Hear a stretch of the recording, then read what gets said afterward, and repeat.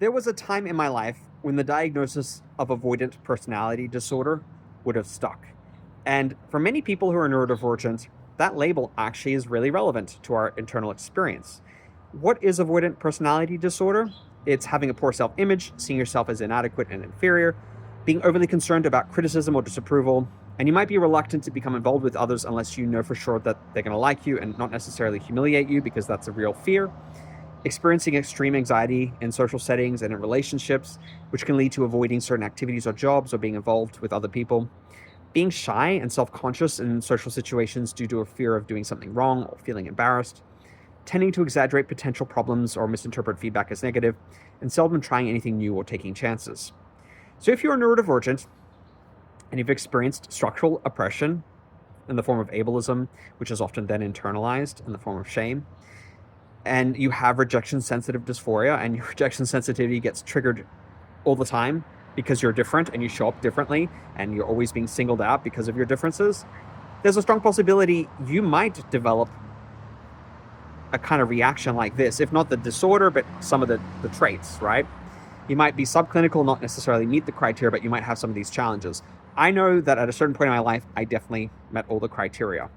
And that was a result of a life lived in which I struggled a lot and didn't feel accepted by others, and was always fearing criticism, rejection, exclusion, socially speaking, saying the wrong thing, being criticized, believing because I'd internalized that ableism that I was inherently inferior and that was something wrong with me because everybody kept having adverse reactions to me and treating me like I was a bad person or I was always doing something wrong.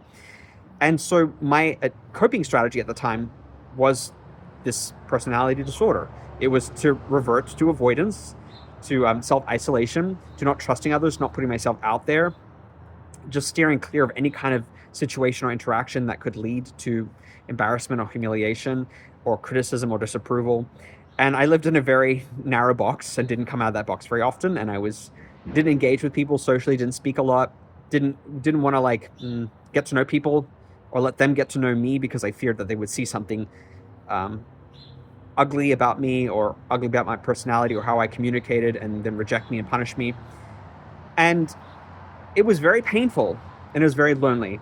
And I recognized this trait in myself. By chance, I stumbled across the diagnosis and I was like, self-diagnosis is not always well recommended.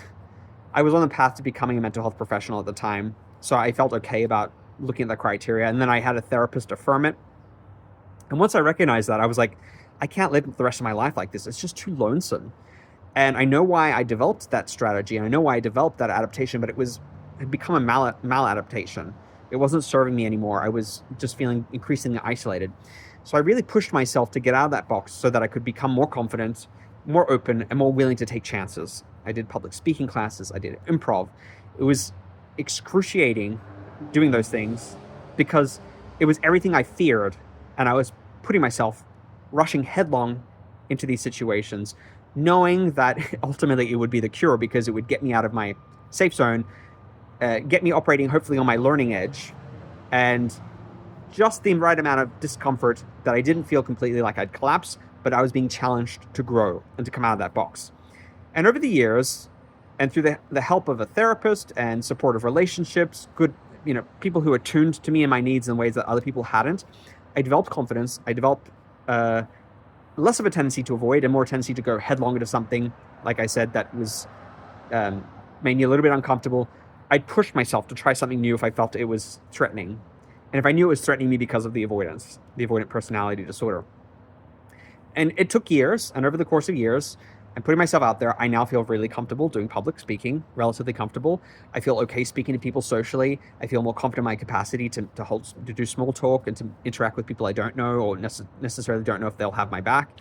I put myself in situations where I have to interact with people daily that I don't necessarily know, and it's uncomfortable to some extent, but with practice, it gets easier. And I feel over time I've healed and I've come out of that personality disorder. I don't think I would meet the criteria today because I do a lot of the time the opposite of these things. I force myself to do the opposite until it becomes second nature and it feels a lot more comfortable and less threatening. And I know that many of us may never get this diagnosis, but may struggle with a lot of the challenges because I think it's universal, the experience of feeling shamed by a neurotypical ableist society and then internalizing it and developing these coping strategies that lead to isolation and avoidance. Have you struggled with any of these symptoms that I've described? Have you found that you've been able to come out of that box and challenge yourself to take new risks and meet new people and have new interactions? Or have you stayed in it and it's been very difficult to get out because of successive negative experiences and interactions with people and, prevailing social rejection? What's worked for you and what hasn't? And have you longed for connection, and have you longed for showing up as your authentic self and social acceptance and connecting with people, but had difficulty getting over that threshold of taking the risk and putting yourself out there successively? And have you been deterred by certain setbacks when you have tried and wasn't always successful?